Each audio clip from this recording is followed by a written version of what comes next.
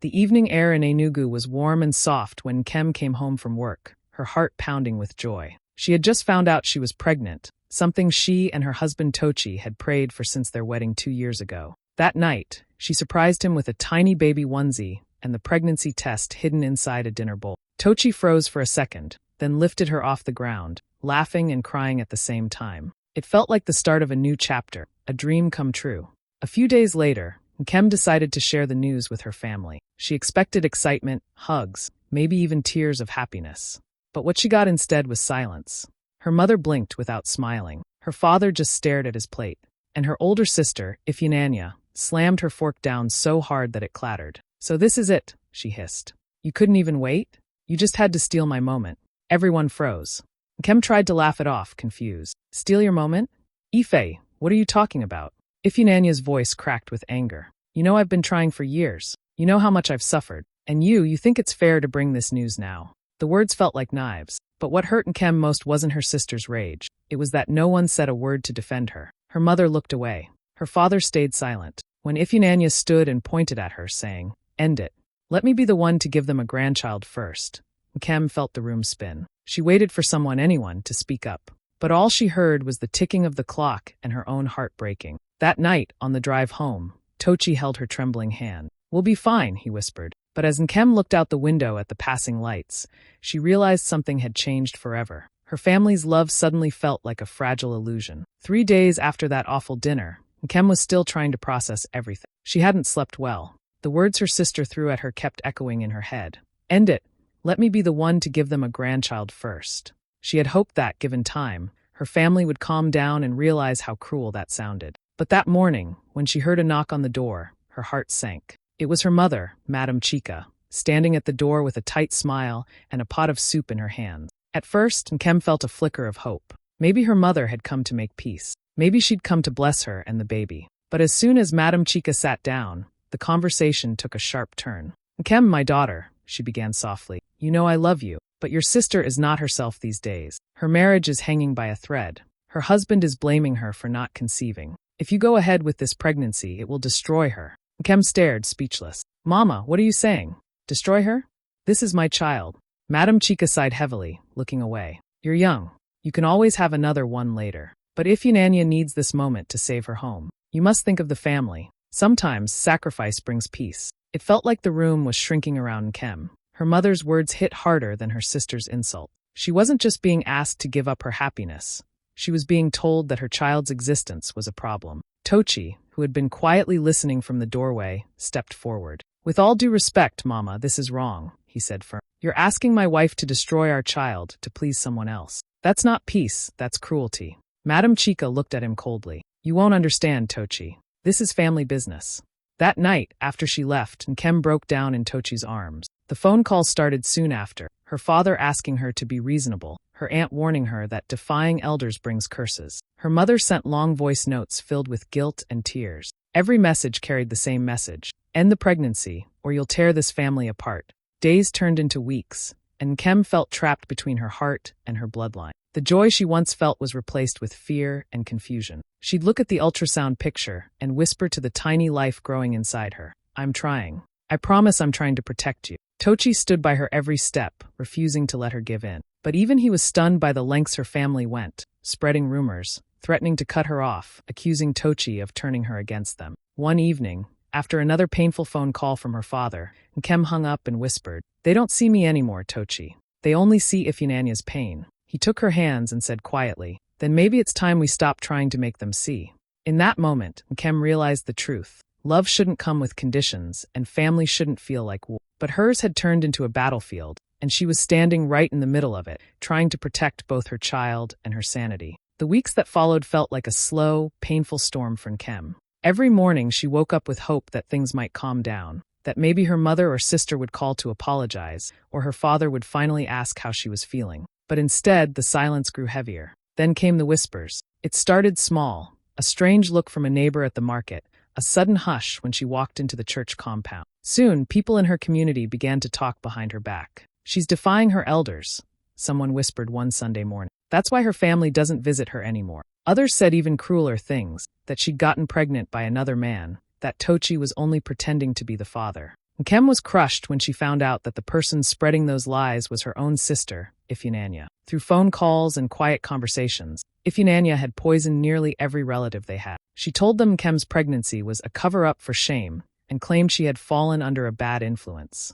Within weeks, the same people who once praised Kem for her kindness started avoiding her. Family friends stopped visiting. Her cousins stopped replying to her messages. Even her father, who had once been her biggest supporter, became distant. One day, when she called to ask about a family wedding in Sukka, he said coldly, "It's better you don't come, Kem. We don't want drama there." "Drama?" she asked softly. "Papa, it's just a wedding. I just wanted to be there." "You've caused enough trouble already," he replied and hung up. Kem sat there, phone still in her hand, tears rolling down her face. It finally sank in. Her own family had chosen her sister's pride over her happiness. She was alone. Her only light during that dark time was Tochi's mother, Mama Grace. She would visit often, bringing warm food, fruits, and gentle words. One evening, as she rubbed Nkem's shoulders while the younger woman cried, Mama Grace said quietly, "My daughter, some blood ties are poison. Some strangers are blessings. Don't let their bitterness kill your joy." Those words stayed with Nkem. She started spending more time with Mama Grace, learning how to cook her favorite soups, laughing again, even if it was just for a little while. But the pain lingered. Every time her phone buzzed, she hoped it was her mother calling to make peace. Instead, it was always another rumor, another message from someone telling her to stop disgracing the family. At church, she could feel the eyes on her belly. When she went up for prayer, people shifted uncomfortably, pretending not to see her. It was as if she had become invisible and infamous at the same time. One Sunday, as she and Tochi sat quietly in the back pew, she whispered, "How did love turn into this?" He squeezed her hand and said, "Because they never understood what love truly is." And right there, Nkem realized something powerful. Sometimes family doesn't break you because they hate you, but because they refuse to face their own wounds. And now, she was the mirror they couldn't stand to look into. By the 6th month of her pregnancy, Nkem's body was showing signs of the emotional war she'd been fighting for months. The sleepless nights, the crying, the constant worry, it all began to take a toll. She barely ate, her hands trembled often, and Tochi noticed how pale she'd become. One humid afternoon, while cooking, she suddenly felt dizzy. The pot slipped from her hands, and the next thing she remembered was waking up to bright hospital lights and Tochi's panicked face hovering above her. The doctor's voice was calm but serious. "Mrs. Okafor, your blood pressure is very high. The baby is under stress. You need peace, real peace, or this could get dangerous." Kem's chest tightened. Peace. The one thing she hadn't felt in months. She stared at the ceiling as silent tears slid down her face. The doctor's words kept echoing. This could get dangerous. Later, when they got home, Tochi sat beside her and said gently, "We need to move, Nkem. Maybe to another city. We can start fresh. Away from all this." But she shook her head weakly. "I can't just run away from them. They're my family, Tochi. My mother, my father." Her voice broke. "Maybe if I just talk to them one more time, they'll understand." So she tried. She dialed her mother's number with trembling hands, her heart heavy with hope. When Madame Chica picked up, her tone was icy. "Mama," Nkem started softly. "I was in the hospital. The doctor says I'm under too much stress. Please, can we stop fighting? I miss you." There was a short silence before her mother replied, voice sharp as a knife. "You chose your husband over us, Nkem. You made your bed, now lie in it. Don't call me with tears after you disrespected your sister and destroyed this family." The line went dead. Nkem sat still for a long moment, phone pressed to her ear even after the call ended. Her tears came slowly at first, then in waves. Tochi tried to comfort her, but she turned away and whispered, "It's like I'm already dead to them." That night, she couldn't sleep. The apartment was quiet except for the sound of crickets outside. She sat on the couch, her hands resting on her round belly, feeling the baby kick gently. "It's okay, my little one," she whispered. "You're safe with me.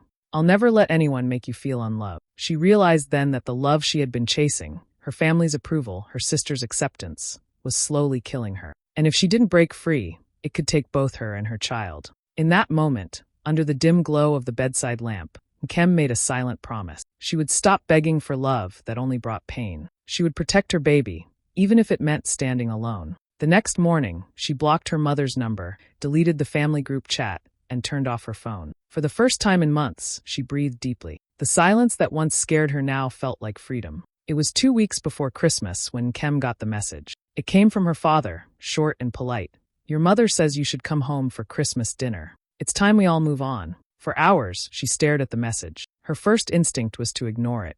After everything that had happened, the insults, the silence, the betrayal, what was there left to move on from? But then she looked at her baby, little Muna, sleeping peacefully in her crib. A part of her wanted her daughter to know family, to at least see her grandparents once. Against her better judgment, she sent back a simple reply. Okay, Papa. I'll come.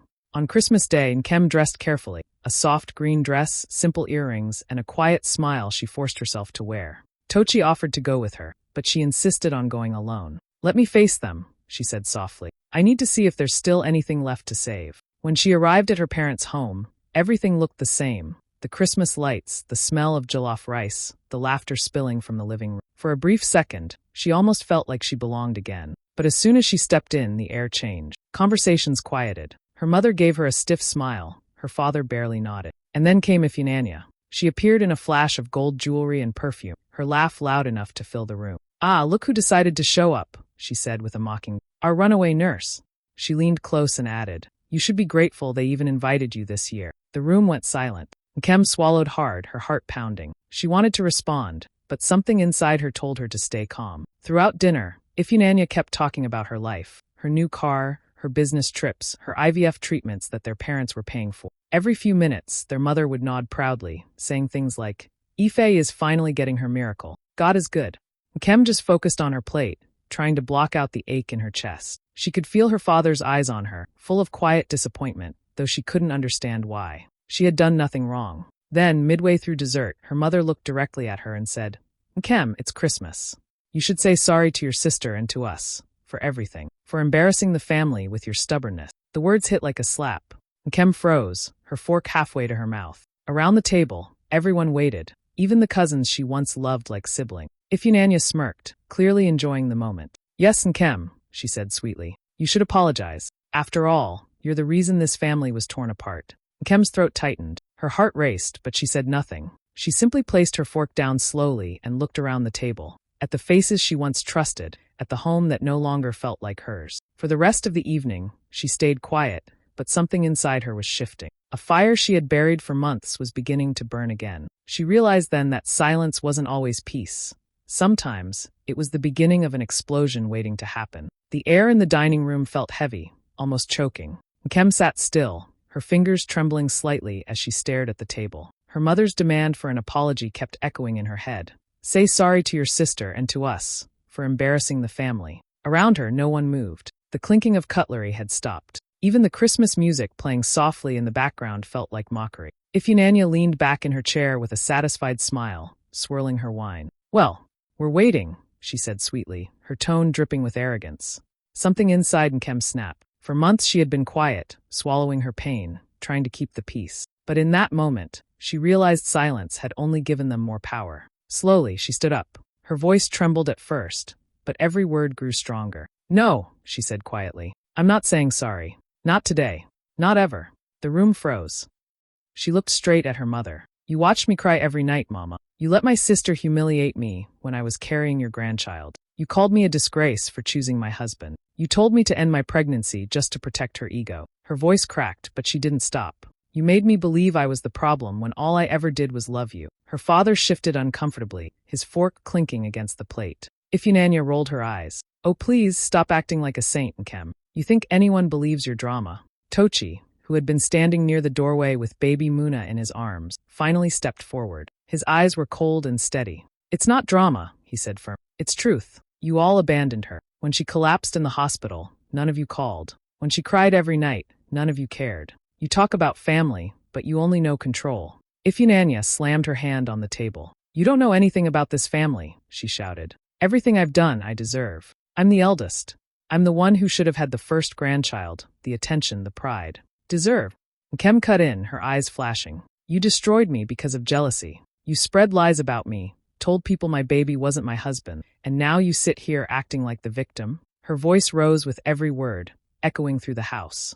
No one dared to interrupt. Even the children in the next room went quiet. Tears filled Nkem's eyes, but she stood tall. You all broke me, but I'm done begging for love that comes with pain. I'm done pretending this is a family. She turned to Tochi, her voice softening. Let's go. Ifunanya scoffed. You'll be back. You always come back. Nkem looked at her one last time and smiled sadly. Not this time. With Muna in Tochi's arms, they walked out into the cool night air. The sounds of laughter and clinking plates faded behind them, replaced by the quiet rhythm of their footsteps. Inside, her family sat stunned, whispering that she was just being dramatic, that she'd call by morning. But as the door closed behind her, Nkem felt something shift deep inside her. For the first time in her life, she wasn't walking away in weakness. She was walking toward freedom. Weeks passed after that explosive Christmas night, and the silence that followed was strangely peaceful. No more calls, no more guilt messages, just quiet. Nkem focused on her new life with Tochi and baby Muna. Every morning, she woke up to Muna's tiny giggles instead of her family's criticism, and that alone felt like healing. Still, a part of her wondered what came next, how she would rebuild the pieces of herself they had tried to break. One afternoon, while she was rocking Muna to sleep, Tochi came in holding a brown envelope. His smile was calm, but there was a spark in his eyes. "Something came from the lawyer," he said. Nkem frowned. "Lawyer? What's this about?" He placed the envelope in her hands. "Open it." Inside were property documents, official, stamped, and signed. Nkem's eyes widened as she read the name. It was a small clinic building on Ogui Road, one her father had owned years ago but lost after a bad investment. She remembered how, when Tochi once mentioned wanting to buy that same property, her family had laughed at him. "You," her mother had mocked. "That place is for real doctors, not dreamers." Nkem looked up at her husband, stunned. "Tochi, you bought it?" He smiled softly. "We bought it. Together. It's ours now." Tears filled her eyes. The irony hit her hard. The same property her family once used to belittle her husband was now their new beginning. She held the papers close to her chest, feeling a rush of pride and poetic justice. In the following weeks, Tochi and Nkem worked tirelessly on the renovation. The once abandoned building slowly came back to life. New paint, clean rooms, bright lights, and warm colors. Nkem wanted it to feel safe, welcoming, everything she had once needed but never found. When the signboard finally went up, it read in bold, golden letters, Munacare Women's Health Center, named after their daughter, the child everyone said should never have been born. The first day she stood outside the building, looking up at the sign, Nkem felt something powerful, peace mixed with pride. This wasn't just a clinic, it was a statement, a message to every woman who had been silenced, shamed, or told she wasn't enough. When news spread around Enugu, the shock was immediate. People couldn't stop talking. "Did you hear? Nkem and Tochi opened a clinic, and it's the same one her father lost." Others whispered, "How did she manage that?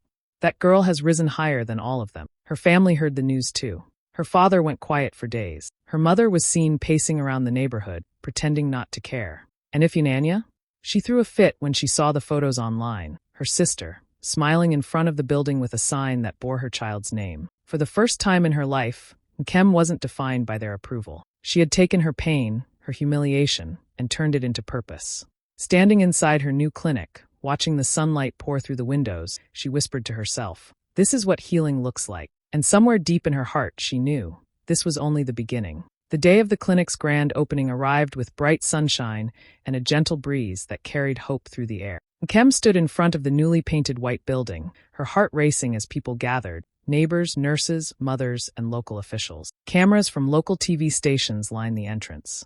The banner above the door read proudly, Munacare Women's Health Center, a safe space for every woman. Tochi stood beside her, holding baby Muna, who looked adorable in a tiny white dress and pink headband. The air was filled with excitement, music, and the aroma of freshly cooked jollof rice from the catering tents. For the first time in a long while, Nkem wasn't scared of being seen. She wasn't the woman hiding from gossip anymore. She was the woman they had come to celebrate. When it was time for her to speak, Nkem stepped up to the podium. Her hands trembled slightly, but her voice was clear and steady. "A few years ago," she began, "I was told to choose between peace and myself. I was told to stay quiet, to make everyone else happy, even if it broke me. But I chose to live. I chose my child. I chose to rebuild." The crowd was silent, hanging on every word. Cameras flashed. She continued, her voice stronger now. "This clinic was born from pain, but also from courage. Because sometimes," she paused, looking at Tochi and baby Muna, "the family that breaks you teaches you how to rebuild stronger." The crowd erupted in applause. Tears rolled down a few faces. Even the reporters lowered their cameras for a moment, touched by her honesty. That evening, the speech aired on the local news. Within hours, clips of it began spreading online. People shared her words across social media, her calm voice, her message of strength, and the way she smiled with quiet confidence. Hashtags like #MunacAreMovement and #RebuildStronger began trending. Women all over Nigeria, and even beyond, commented things like, "This woman speaks for all of us." And finally, someone said what we've been feeling for years. Back at her parents' home, the TV played her speech on repeat. Madam Chica sat frozen, her face pale. Her husband said nothing, staring at the screen, clearly shaken. And Ifeanyi, who had mocked Nkem's dreams for years, watched in disbelief as her little sister stood on stage, celebrated and admired by everyone. When Nkem said, "To every woman who's been told she's not enough, you are more than enough," even they couldn't deny how powerful it was. By the next morning, journalists were calling the clinic non-stop, asking for interviews. Donations and volunteer offers poured in. The story of the woman who turned betrayal into purpose had touched thousands. That night, Nkem stood outside the clinic, looking up at the glowing sign of Munakere. The city lights shimmered in the distance, and she felt peace deep in her soul. She smiled to herself and whispered, "They tried to silence me, but my voice found a louder home." And for the first time, she didn't just feel proud, she felt free. It was a quiet Thursday morning at Munakere when Nkem looked up from her desk and froze. Standing in the doorway was a face she hadn't seen in months, Ifeanyi. But this wasn't the loud, confident sister who used to strut around with expensive handbags and sharp words. This was a tired, broken woman. Her eyes were red, her makeup smudged, and her once perfect nails were chipped. She looked smaller, softer, almost fragile. "Nkem," she said softly, her voice trembling. "Can we talk?" For a moment, Nkem didn't move. She just stared, memories flooding back. The insults, the laughter at her pain, the betrayal that had nearly broken her. But then she nodded toward the chairs. "Sit," she said calmly. Ifeanyi sat down, clutching her bag like it was her last piece of dignity. "My marriage is over," she whispered, eyes glistening. "I thought I had everything, the house, the cars, the attention. But he left. He said I was too bitter, too controlling. And he was right." Her voice cracked. "I hurt you, Nkem. I hurt you because I couldn't stand seeing you happy when I wasn't. I was jealous that you had peace." The room fell silent except for the faint sound of baby laughter from the daycare corner. Nkem looked at her sister, the same woman who once told her she didn't deserve love, and for the first time, she didn't feel anger. She just felt tired. "I forgive you," Nkem finally said, her voice steady but gentle. "But I'll never shrink myself again to make anyone comfortable, not even for family." Ifeanyi's tears spilled over. She nodded slowly. "I understand. I don't expect things to go back to how they were. I just needed to say I'm sorry." Before leaving, she hugged Nkem, a real hug this time, trembling and sincere. It wasn't a magic fix, but it was a start. Weeks later, Nkem received another unexpected visit, her mother. Madame Chica looked older, her once proud face softened with guilt. She held a small box, a silver bracelet Nkem used to wear as a child. "I should have protected you," she said quietly. "I let pride ruin everything. Can you ever forgive me?" Nkem looked at her mother for a long time. The woman who had once told her, "You chose your husband over us," now stood before her, finally understanding how wrong she'd been. "I forgive you too," Nkem said softly. "But forgiveness doesn't mean access. I'll always respect you, but I need to protect my peace." Her mother nodded slowly, tears slipping down her cheeks. That night, Nkem sat by Muna's crib, watching her daughter sleep peacefully. She smiled and whispered, "You'll grow up knowing love, not control. You'll know that family isn't who breaks you, it's who helps you heal." Outside, the city lights shimmered, and Nkem felt lighter, not because the past was forgotten, but because she had finally reclaimed her power. She no longer needed her family's approval. She had built her own kind of home, one made of truth, peace, and love that could never be taken away again. Years passed, and Munakere grew from a small clinic into a safe haven for women who had nowhere else to turn. The walls of the building were filled with stories of pain, courage, and healing. Women came from all over to share their struggles, and Nkem listened to each one with empathy born from her own wounds. She understood what it meant to be silenced by family, to be called selfish for wanting peace, to be told that love meant sacrifice. Muna, now a bright and confident teenager, often ran around the clinic, helping her mother organize the annual women's conference. She loved decorating the hall with flowers and printing the words that had become her mother's life motto: "You can heal and still love yourself." Watching her daughter speak kindly to every visitor made Nkem's heart swell with pride. Muna was growing up in an environment built on compassion, not control, and that was the greatest gift Nkem could ever give her. One warm afternoon, as the sun poured golden light over the clinic's courtyard, Nkem stood under the big mango tree and watched Muna laugh with other girls. Her laughter rang through the air like music. Nkem smiled and whispered, "You were the reason I survived." Some weeks later, Nkem took a quiet drive to the cemetery. She carried a single white rose. When she reached Ifeanyi's grave, she knelt and placed the flower gently on the stone. "I hope you found peace, sister," she said softly. "I've forgiven you truly." The wind rustled through the grass, carrying away years of pain. As Nkem stood and walked back toward her car, she felt lighter, not because life had been easy, but because she had turned her suffering into strength and her story into healing for others.